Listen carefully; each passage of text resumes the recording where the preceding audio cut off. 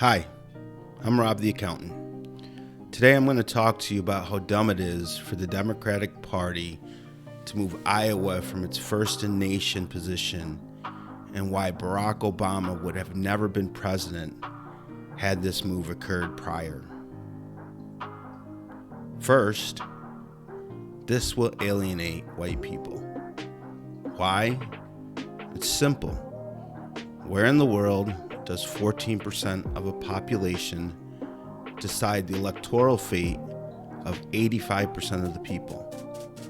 It doesn't happen, and this will create lasting racial divisions, and is exactly what President Biden's goal is. Corn Pop was a bad dude. Sigh. Anyone? Second, President Obama would have never been president. Why? It's simple. Let's take a look. Prior to Obama winning the Iowa caucuses, Hillary Clinton was 30 points. That's 30% ahead of Obama in South Carolina.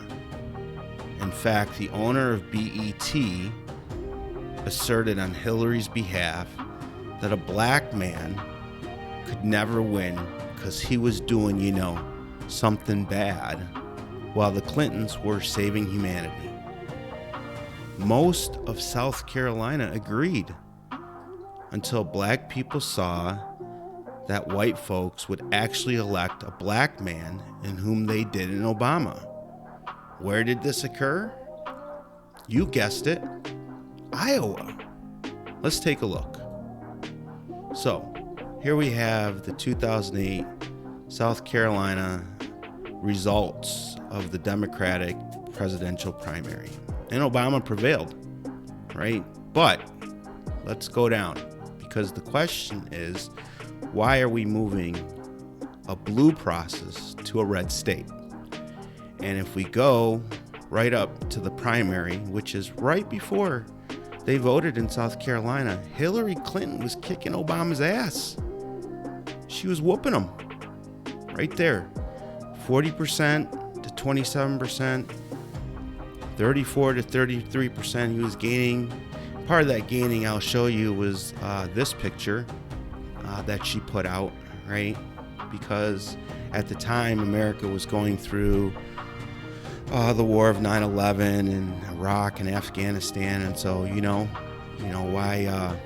why not make the first black guy look like a Muslim, right? So this came from Hillary Clinton's campaign, right? And then the owner of BET, Bob Johnson, and I quote, as an African American, first of all, it's black American, I'm frankly insulted that the Obama campaign would imply that we are so stupid that we would think Bill and Hillary Clinton, who have been deeply and emotionally involved in black issues, when Barack Obama was doing something in the neighborhood that I won't say what he was doing. He said it in his book. So everybody understands what the reference was, and this is one person who claimed to speak for everybody, coming out. This was all before the South Carolina vote was meant to knock Obama off his pedestal. And let's go take a look at our current president, because he's had a few fun statements. In July 2006, he said, while speaking of Indian Americans, Biden stated, in regards to his relationship with the Indian American community, I've had great relationships in Delaware. The largest growth in population is Indian Americans moving from India. You cannot go to a 7-Eleven or a Dunkin' Donuts unless you have a slight Indian accent. I'm not joking. Okay, I don't have anything to say. Okay, now let's go over here to the New York Observer on Barack Obama, which he was running for president at the same time, by the way. People forget this. And he says, you've got the first Main Street African American who is articulate and bright and clean and a nice looking guy. There's a storybook, man.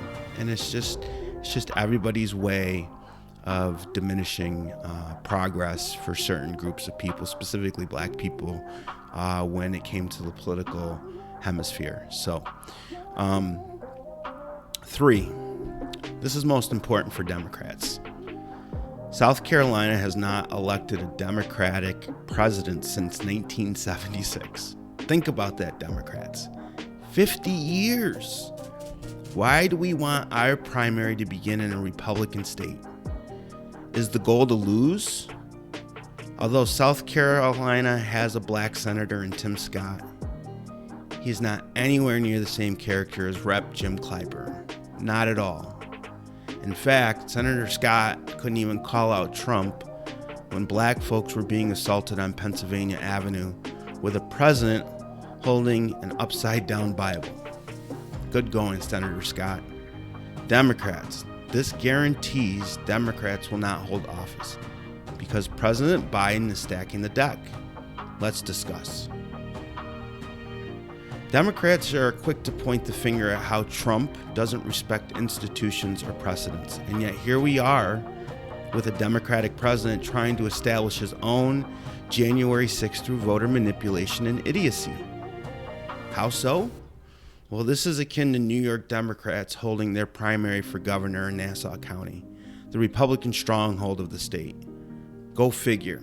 Hey, Governor Hochul, maybe you should do this next go-round.